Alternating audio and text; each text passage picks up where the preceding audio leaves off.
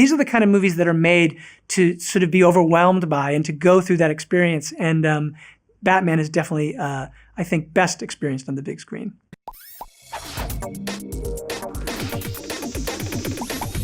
My name's Olivia and I'm from Cineworld, and we are very excited to be bringing the Batman to Cineworld cinemas across the UK.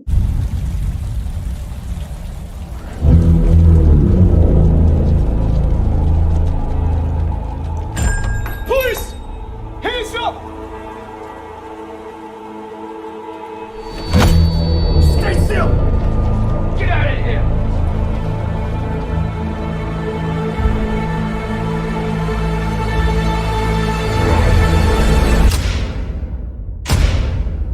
Batman is a super iconic franchise. I was just wondering if you felt a lot of kind of like responsibility and how you came about creating your Batman film.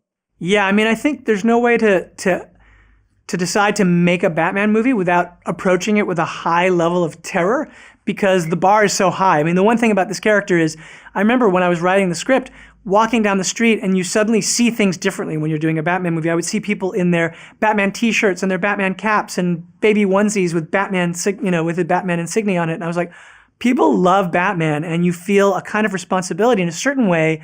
I feel like what we've had is we're sort of custodians to the character for this movie. And so you feel a tremendous responsibility. It's a character I've loved since I was a kid. Batman 66 was the year I was born.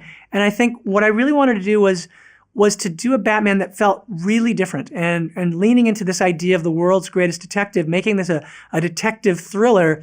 The movie, of course, has all of the thrills and spectacle that you come to expect from a Batman movie. You have, of course, a Batmobile chase, and he's jumping off buildings in the wingsuit and doing all these things that hopefully feel really distinctive and fresh. But also this approach allows you to do a kind of thriller detective story that's actually, in some places, almost like a horror movie. So it's suspenseful, it's scary, and I think it's a really different version of Batman to any that have been done on the big screen.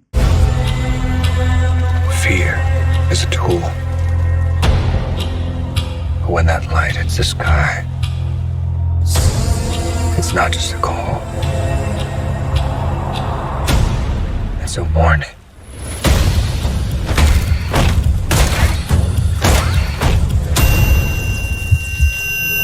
I noticed there was quite a large contrast between the really actiony scenes and then the quite quiet, like intimate scenes. And I was just wondering kind of what your thought process was behind directing the differences in the scenes.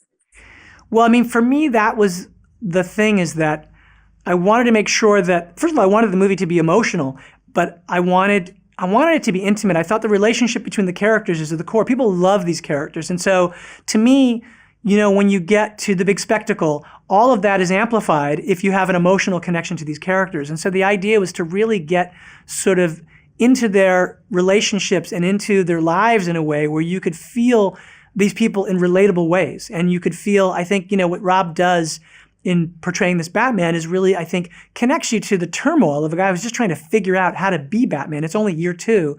And he certainly hasn't figured out even the reasons why he wants to be Batman. I think he thinks he's going to save the city, but he's really driven by this idea of being vengeance. And he's, there's a point where you start to question, wait a minute, was that the right path? And so I think the movie ends up being very emotionally provocative as well. And all of that was about creating sort of intimate relationships among the characters, among the actors. And so I think for me, having that depth of character and that depth of intimacy only heightens the experience when you get to the crazy spectacle. And hopefully that's the way audiences will feel. This is about a king, and Riddler's the match. I can take care of myself. If this continues, it won't be long before you've nothing left. I don't care what happens to me. It's only gonna get worse for you.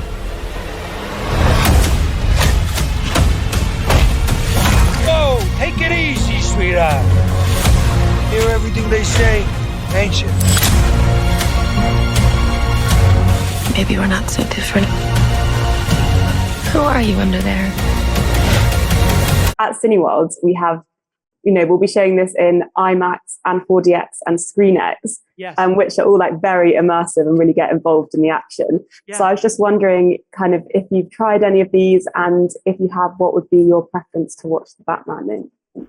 Oh my God. I mean, I would see, honestly, look, we made the movie for a big screen experience. And I actually specifically I wanted to make it in a very, very subjective, emotional point of view so that you were literally in the perspective of Batman in the midst of this stuff. I mean, the way that we shot it visually, the sound, it's meant to be the experience that you can have on the big screen.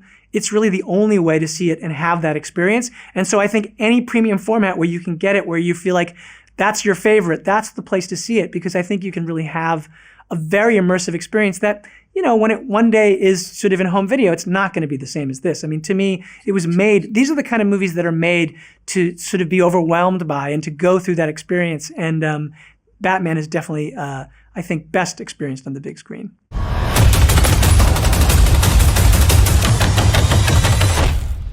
I'm vengeance.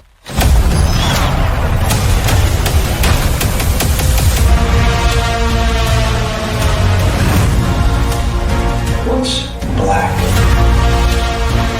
and blue and dead all over? You. Dear God. What made you decide that Robert Pattinson was the perfect person to be playing the Batman? Well, you know, I mean, I just thought that after Rob had become so known for Twilight, I started following everything he did after that, because he started doing very interesting, unexpected films with a lot of really interesting filmmakers. And I was like, wow, he's such an interesting actor. And I saw him in this movie called Good Time by the Safdie brothers when I was writing. And something about his performance in that movie made me think, oh, this is the guy. I have to write this for him. So I started writing the script for him before I ever knew if he'd even want to be in another sort of big blockbuster. Who knew if he wanted to be Batman? It turns out that he loves Batman as much as I do, and so he was the perfect Batman. It worked out. Amazing. So he was there kind of in the initial thinking. He was, from the very beginning, yeah.